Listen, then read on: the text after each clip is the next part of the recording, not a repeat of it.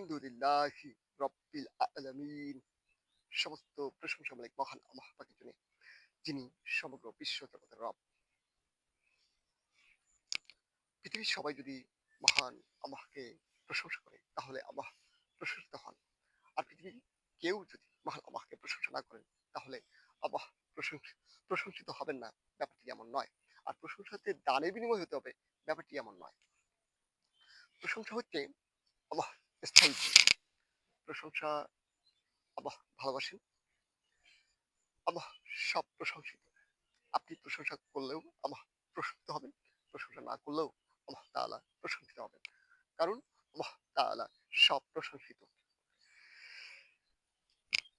হাদিস শরীফে আছে সবচেয়ে উত্তম দোয়া হচ্ছে আলহামদুলিল্লাহ, কারণ তা সর্বকাল ব্যাপী।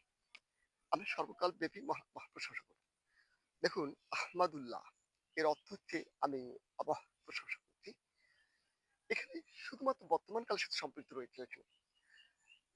আর অন্যদিকে রয়েছে আলহামদুলিল্লাহ, আলহামদুলিল্লাহ, মানে এখানে হচ্ছে সমস্ত প্রশংসা মহান আল্লাহর জন্য। এখানে রয়েছে অতীত কাল, রয়েছে বর্তমান কাল, রয়েছে ভবিষ্যৎ কাল। অর্থাৎ সর্বকাল ব্যাপী মহান আল্লাহ প্রশংসা করা হচ্ছে। দেখুন, আলহামদুলিল্লাহ হচ্ছে সীমাহীন প্রশংসা ও কৃতজ্ঞতা স্বরূপ। রাসূলুল্লাহ সাল্লাল্লাহু আলাইহি ওয়াসাল্লাম বলেছেন যে আলহামদুলিল্লাহ মিজান পূর্ণ করে। তো এই আলহামদুলিল্লাহ বলার কারণে আল্লাহ তাআলা প্রচন্ড খুশি হয়ে যান। আলহামদুলিল্লাহ হচ্ছে সীমাহীন প্রশংসা ও কৃতজ্ঞতা স্বরূপ। আচ্ছা, আমরা আলহামদুলিল্লাহ কিভাবে প্রকাশ করব, কিভাবে বলবো? আমরা অনেকেই আছি আলহামদুলিল্লাহ শুধু বুকে সীমাবদ্ধ রাখি, বাট হৃদয়ের গহীন কোণ থেকে আলহামদুলিল্লাহ বলি না।